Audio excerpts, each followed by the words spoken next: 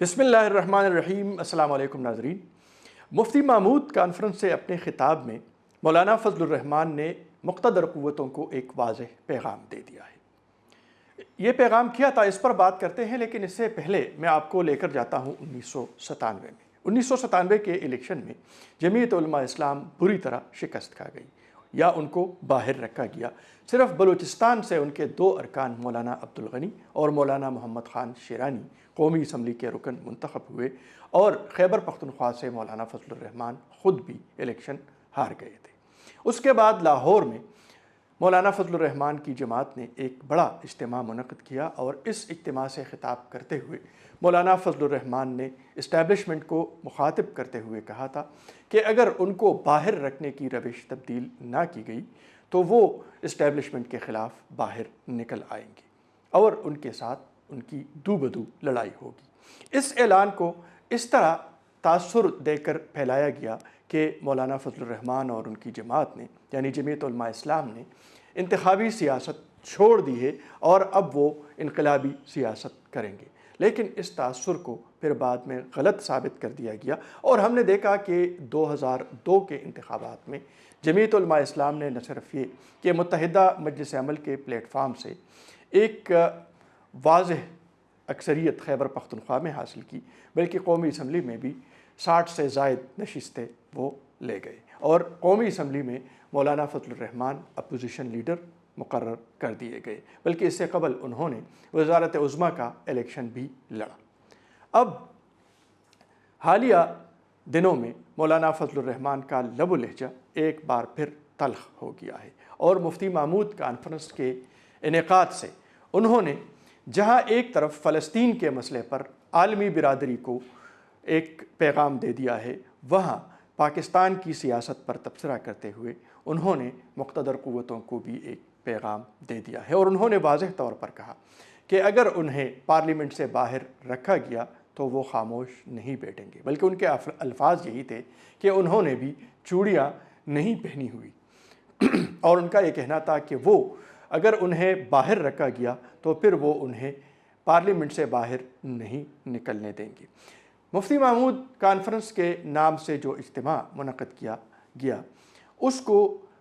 تجزیہ کار ایک بہت بڑا اجتماع قرار دے رہے ہیں۔ اس سے قبل بھی بڑے اجتماعات ہوئے ہیں، لیکن اس وقت جو سیکیورٹی کی صورتحال ہے، بلکہ ایک ہفتہ قبل تک جو سیکیورٹی تھریٹس مل رہے تھے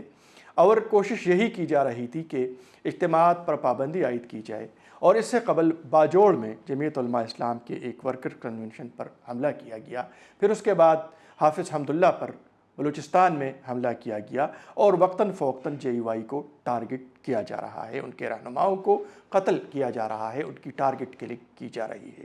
تو اس حوالے سے انہیں ایک پیغام دیا جا رہا ہے مسلسل کہ ان کے لیے حالات سازگار نہیں ہیں، اور گزشتہ ہفتے سوشل میڈیا کے حوالے سے اپنی جماعت کے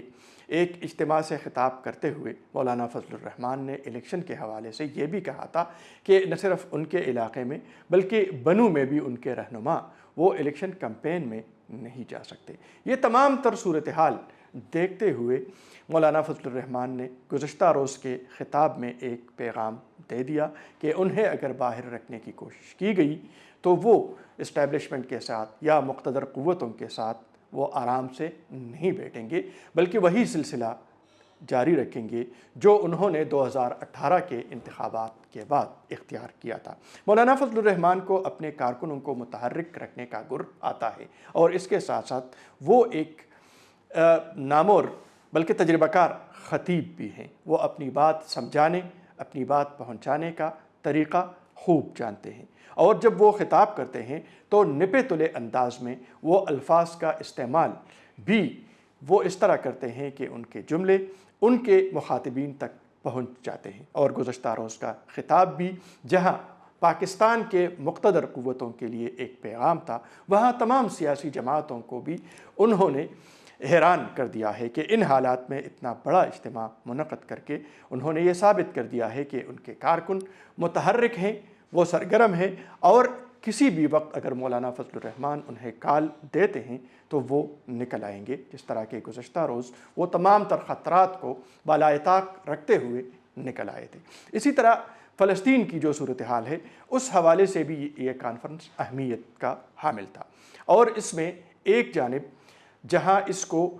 نسبت دی گئی فلسطین کے حالات سے حماس کے حمایت میں، وہاں حماس کے ایک اہم نمائندے ڈاکٹر ناجی زہیر نے اس کانفرنس میں بنفس نفیس شرکت کی، خطاب کیا، بلکہ حماس کے بانی خالد مشعل نے ویڈیو خطاب بھی کیا۔ اور اسی طرح ان تمام تر حالات میں جب سے فلسطین میں، غزہ میں اور اسرائیل میں وہاں پر جنگ جاری ہے، مولانا فضل الرحمان تمام تر سیاسی جماعتوں پر سبقت لے چکے ہیں، اور انہوں نے عالمی سطح پر بھی اپنی بات پہنچانے کی کوشش کی ہے۔ عالم عرب سے بھی انہوں نے